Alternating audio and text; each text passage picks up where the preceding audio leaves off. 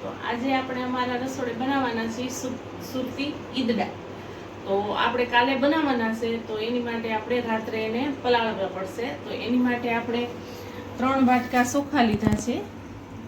આ કોઈ પણ તમે ચોખા લઈ શકો છો ને 1 વાટકો ભરીને અડદની દાળ એ લીધી છે। તો આપણે હવે આને પહેલાં પલાળવાની છે, પહેલાં ધોઈ નાખશું। 3 વાટકાનો ચોખા આમાં નાખી દઈશું તપેલીમાં,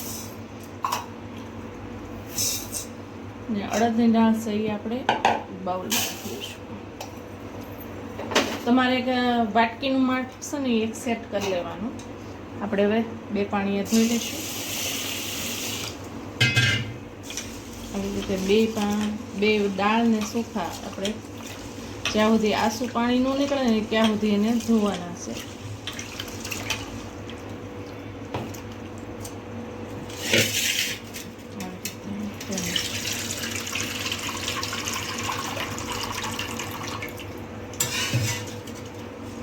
બીજું પાણી નાખીને ધોઈ લઈશું।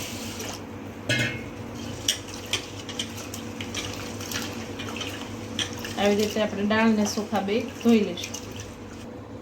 આપણે દાળ ને ચોખા બે છે એ ધોવાઈ ગયા છે। હવે એને આપણે પલાળવાના છે। તો પાણી ચોખા ડૂબે એટલું પાણી નાખવાનું છે।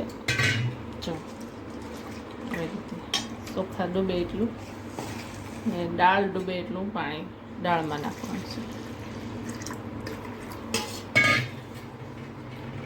અને આપણે હવે પલાળવા દઈશું ને સવારે આપણે પીસવાનું છે। આપણે સવારે પીસવાનું। આપણે જે કાલે રાતે દાળ ને ચોખા પલાળ્યા હતા એ આપણે હવે પલળી ગયા છે અને હવે આપણે પીસવાના છે। તો જો આ દાળ છે એમાંથી પાણી કાઢી નાખ્યું છે ને આ ચોખા છે બેમાંથી પાણી કાઢી નાખ્યું છે। પણ પહેલાં આપણે એ પીસી પહેલાં આપણે આ ચોખાના પૌવા છે એક નાની જે વાટકીથી આપણે માપ લીધું હતું ને એ અડધી વાટકી છે। તો એને પહેલાં આપણે પલાળી દેવાના છે। એક વાર ધોઈ નાખશું, એનું પાણી કાઢી નાખશું આપણે, અને બીજું આપણે થોડું પાણી નાખીને એને પલાળી દઈશું। એને સાઈડમાં મૂકી દઈશું અને આપણે જે પીસવાનું છે પહેલાં મિક્સર લઈ લઈશું, બાઉલ લઈ લઈશું। આપણે એની અંદર પહેલાં ચોખા નાખશું,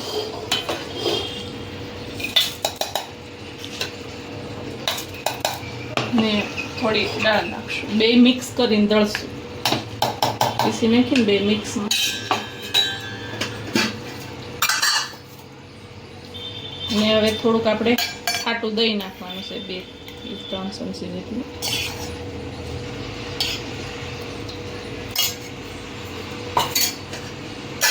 ને હવે એને આપણે પીસવાનું છે।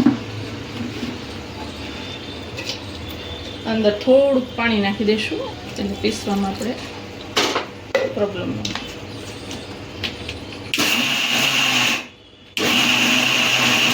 બધું આપણે પીસી લેવાનું છે। આપણે આ દાળ ને ચોખા બે પીછા હતા એ પીસાઈ ગયા છે। જો આવા એકદમ સ્મૂથ રાખવાનું છે, મસ્ત। જો આપણે એને કાઢી લઈશું ને એવી જ રીતે આપણે બીજા પણ આપણે પીસી નાખવાના છે। તો એમાં આ વખતે આપણે ચોખાના પૌવા છે ને એનું પાણી બધું કાઢી લઈશું ને એ સાથે નાખીને પીસવાના છે।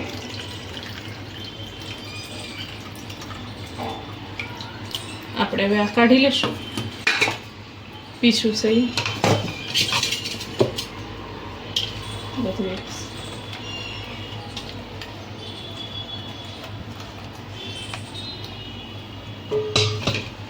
સાઈડમાં મૂકી દઈશું। એ જ રીતે આપણે આમાં ચોખા નાખશું,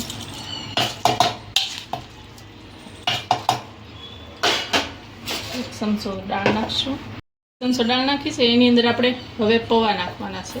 અડધા પૌવા નાખી દઈશું। આપણે પહેલી વખત દહીં નાખીને પીસીશું ને, હવે આપણે પાણી નાખીને, બહુ ખાટા નથી હોતા એટલે પાણી નાખીને પીસી નાખશું। એવી જ રીતે બધું હવે આપણે પીસી નાખવાનું છે। તો બધું આપણે પીસી નાખશું। આપણે બધું બેટર પીસાઈ ગયું છે. આપણે એને થોડી વાર આમાં હું હલાવી નાખશું એટલે બધું મિક્સ થઈ જાય ને એમાં હવાના કણ ભરાઈ જાય. એટલે આવી રીતે આમ કરવાથી આપણી ઈડલીનો હાથો જલ્દી આવે છે ને મસ્ત થાય એ સુરતી ઈદડાનો. આવી રીતે થોડી વાર હલાવવાનું. બધું મિક્સ કરીને આપણે હવે ગરમ જગ્યા ઉપર ઢાંકી મૂકી દઈશું. ને હવે રાત્રે બનાવવાનું છે આપણે સુરતી ઈદડા. આપણે આ બેટર ચેક કરી લઈશું. સવાર જે પીસ્યું થઈ મસ્તનું એક સરખું થઈ ગયું છે. જો હવે આમાં આપણે થોડાક મસાલા કરવાના છે સુરતી ઈદડામાં. બહુ વધારે પડતા આમાં આવતા નથી મસાલા. ને આપણે ઢોકળિયું સાઈડમાં ગરમ કરવા રાખી દીધું છે. તો આપણે પહેલાં અડધું બેટર આમાં લઈ લઈશું. આપણે અડધું લઈ લેવાનું છે આમાં બીજી તપેલીમાં. એની અંદર આપણે આદુ ને લીલા મરચાં છે એની પેસ્ટ છે. થોડાક તીખા લીધા છે મરચાં, એની પેસ્ટ નાખી દઈશું આપણે. આમાં લસણ તમારે નાખવું હોય તો નાખશો, પણ આમ આવતું નથી. મિક્સ કરી દઈશું. આવી રીતે ફેટી દેવાનું મસ્ત થાય. થોડા ધાણા નાખી દઈશું, મીઠું નાખી દઈશું સ્વાદ અનુસાર, 1 થી 1.5 ચમચી જેટલું. ને એવું બધું મિક્સ કરી દઈશું. આપણા બેટરમાં પાણી નાખવું પડે એમ નથી. આપણે જે ડીશ લીધી છે ને એને આપણે ક્રીસ કરી લઈશું તેલથી.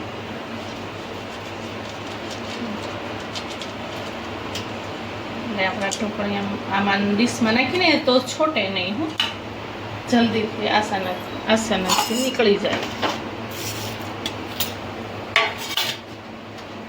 આપણે ઢોકળી જોઈ લઈએ પાણી પણ થઈ ગયું છે. તો હવે આપણે સોડા નાખી દઈએ. આપણે ખાવાનો સોડા નાખવાનો છે 1/2 ચમચી જેટલા. એમાં જરીક પાણીના, બહુ નહીં, ચમચી જેટલું પાણી નાખવાનું છે, 1 ચમચી જેટલું. બધું મિક્સ કરી દઈશું.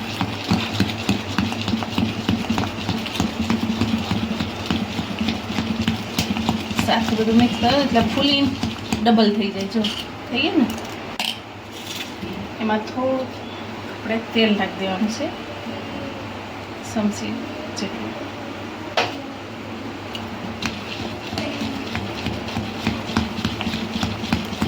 થઈ ગયું ને મિક્સ મસ્ત. હવે આમાં 1 થી 2 ચમચા જેટલું આપણે બેટર નાખી દેવાનું છે.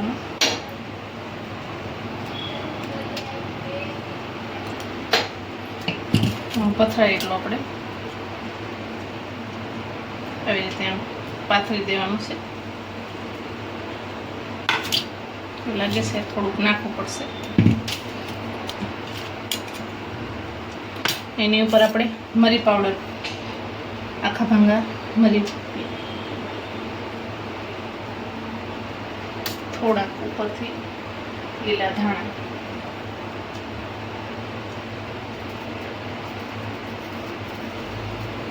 હવે આપણે ડીશ મૂકી દઈશું.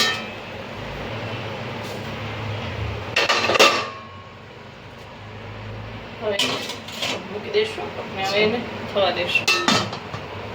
ફૂલ ગેસે થવા દેવાના છે. આપણે ચેક કરી લઈશું ઈદડા સડી ગયા છે. ચાકુ ચેકી ના છે, આપણે સડી ગયા છે, બહાર કાઢી દઈશું. બહાર કાઢી લઈશું અને ઢાંકી દઈશું. આપણે બીજી પ્લેટમાં પણ ઢાળી દીધા છે. તો એની અંદર આપણે મરી પાવડર, થોડા ધાણા, આપણે બીજી ડીશ પણ મૂકી દઈશું.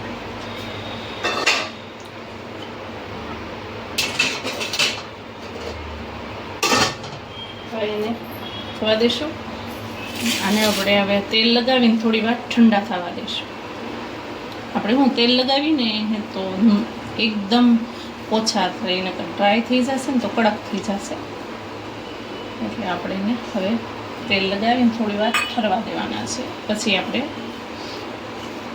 કટ કરીશું. ઈદડા ઠરી ગયા છે, આપણે હવે કટ લગાવી દઈશું.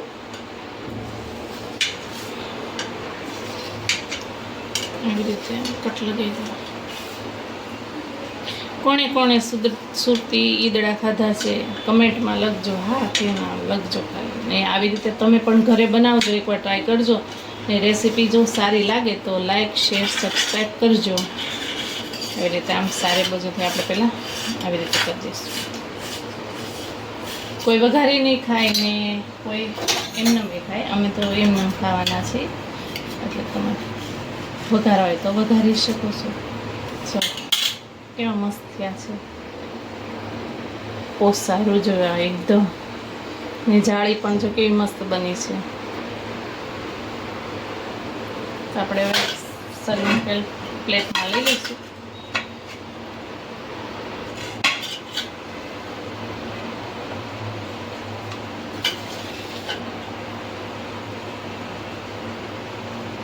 એકદમ પોસારું જેવા અને જાળીદાર. તમારા ઘરે એકવાર ટ્રાય કરજો સુરતી ઈદડા. થશે ને મસ્ત. ને એની સાથે લીલી ચટણી તૈયાર છે આપણા સુરતી ઈદડા. જો તમને મારી રેસીપી સારી લાગી હોય તો લાઈક કરો, શેર કરો, સબસ્ક્રાઈબ કરો. ભલે મિત્ર, બાય.